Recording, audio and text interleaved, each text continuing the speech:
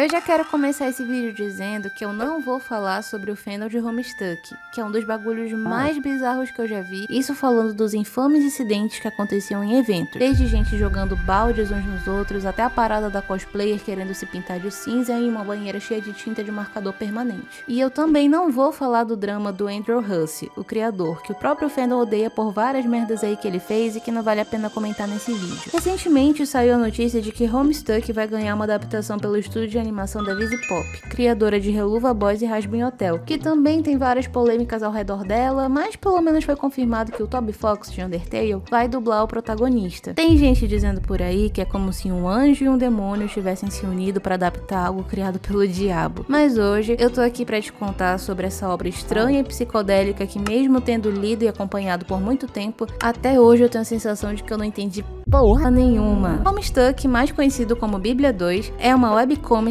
barra jogo barra animação com trilha sonora original e mais de 8.000 páginas. A história começa no dia 13 de abril de 2009, aniversário de 13 anos do John Egbert, o mais próximo que temos de um protagonista e grande fã de filmes do Nicolas Cage. Além do John, temos também outras 3 crianças: Rose Lalonde, uma menina gótica que escreve fanfic e tem um gato.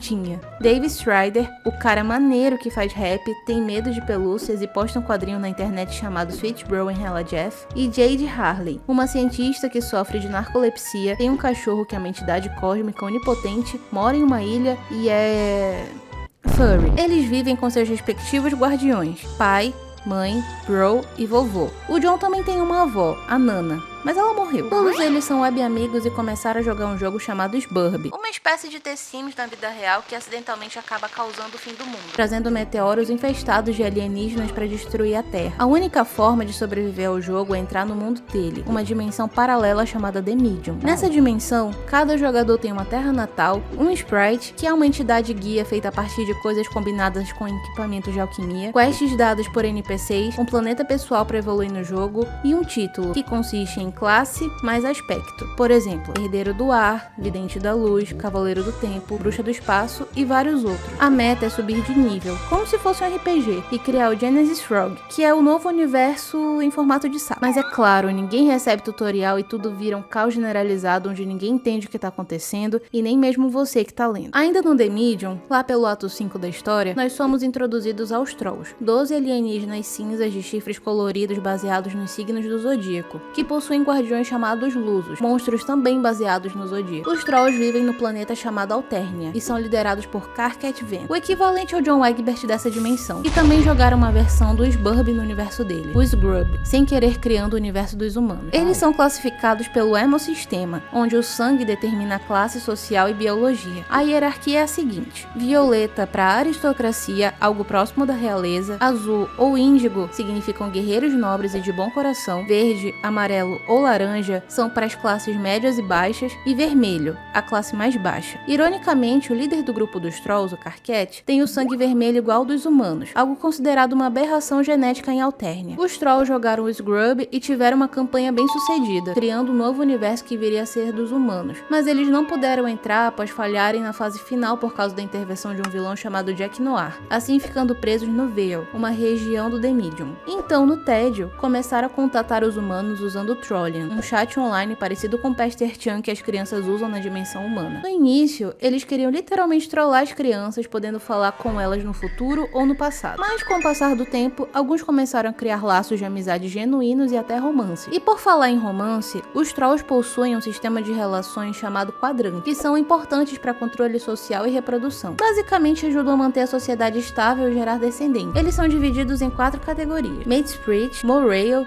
Kismesis e Alpestis. O Mate Spirit significa amor romântico, positivo e saudável. O Morail é para amizade protetora, tipo um melhor amigo que te impede de se destruir e que não vive sem você. O Kismesis significa rivalidade, relacionamento tóxico e abusivo. É tipo você ter um romance com seu próprio inimigo. E o Auspices são 2 rivais que se odeiam, mas tem o intermédio de um terceiro em comum, tipo um triângulo amoroso muito esquisito. Isso adiciona um nível extra de drama, já que muitos dos conflitos entre os Trolls vêm desses relacionamentos complicados. Só que a coisa começa a ficar difícil difícil quando a gente fala de viagem no tempo e universos paralelos. Alguns jogadores com o aspecto tempo, como o Dave, que é um cavaleiro do tempo, têm o poder de viajar entre passado e futuro de sua própria linha temporal, podendo criar cópias de si mesmos e pular para pontos estratégicos da história para corrigir erros. Mas não se enganem, nos Burb existe uma linha do tempo correta, a Alpha. Então, se algo importante é alterado e muda o resultado final, aquela linha é condenada e descartada, as chamadas Doomed Timelines. Nessas linhas, os jogadores inevitavelmente falham, morrem, não criam Genesis Frog ou não derrotam o vilão, mas podem aparecer de novo para ajudar com informações ou itens para Alpha. Enfim, os Burb/Scrub não é só um jogo, é um ciclo eterno de criação e destruição de universo. Jogadores criam um universo novo que será habitado por outros que jogarão de novo e por aí vai. A partida de John,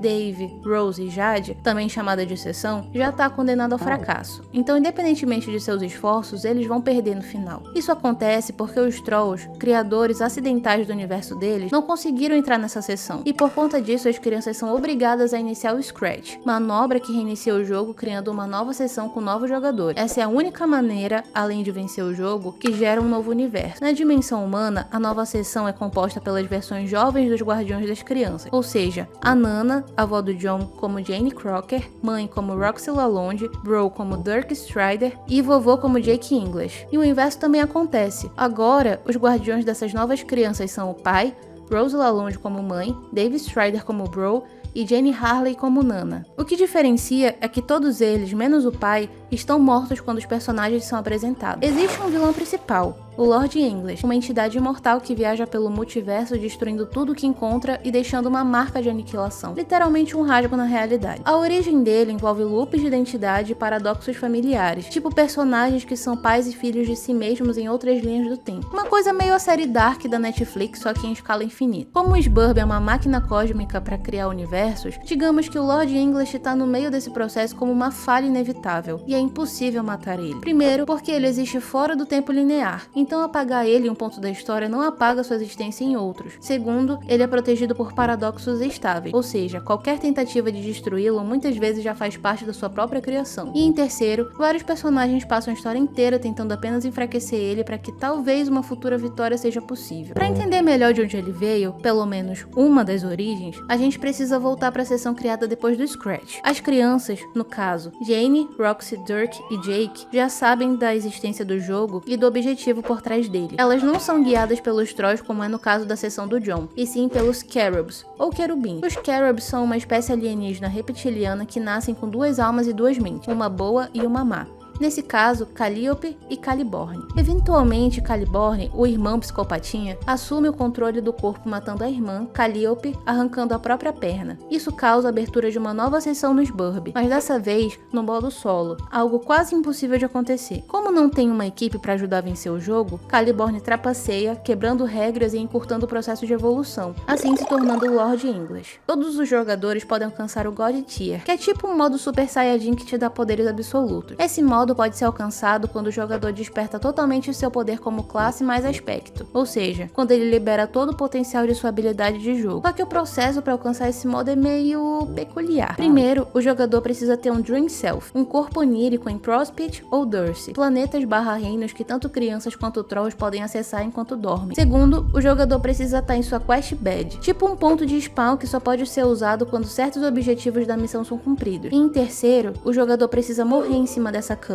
Mais tarde na história, ele também pode despertar o God Tier matando seu próprio Dream Self no campo de batalha lunar ou em qualquer outro lugar que ele esteja. De qualquer forma, todo mundo que morre volta de novo à vida se outro jogador for lá e dar um beijo. Sim, um beijo na boca. Eu poderia ficar horas falando sobre Homestuck e ainda assim teriam vários detalhes deixados de fora. É como dizem por aí, se alguém diz que sabe exatamente o que está acontecendo em Homestuck, ou essa pessoa tá mentindo, ou ela não assistiu a animação Cascade, que foi um marco tão grande dentro e fora do fandom, que derrubou sites como Newgrounds por conta das dezenas de milhares de acessos simultâneos tentando carregar o mesmo arquivo de Flash. Fóruns, Wix e até redes sociais como o Tumblr ficaram lentos ou saíram do ar por conta do tráfego absurdo, fazendo com que aquele 25 de outubro de 2011 fosse chamado por muitos de o dia em que Homestuck quebrou a internet. Isso porque se tratava do final do Ato 5, Ato 2, o momento mais aguardado até então por prometer resolver várias tramas que vinham se acumulando há mais de 2 anos de história. mas acabou deixando tudo mais confuso do que já tava. E é isso, Homestuck vai além de só uma webcomic. É um buraco sem fundo de piadas internas, linhas do tempo quebradas, personagens com arcos emocionais que vão do ridículo ao trágico e um monte de coisas que provavelmente foram pensadas às 3 da manhã em porão de uma casa aleatória no Alabama. É um tipo de obra que, mesmo se você ler inteira, vai acabar com o sentimento de beleza, eu entendi tudo, menos a parte que importa. Mas talvez esse seja o charme. Homestuck não quer que você entenda tudo, quer que você entre no jogo, literalmente, e se perca nele. Então, se você não quiser esperar pela série, boa sorte lendo as mais de 8.000 páginas de caos e destruição que te aguardam. Tem uma galera muito boa aqui no Brasil que faz a tradução da história e também dublagens no YouTube. Eu vou deixar os links pro projeto deles aqui na descrição. E é isso, galera. Até o próximo vídeo. Beijo!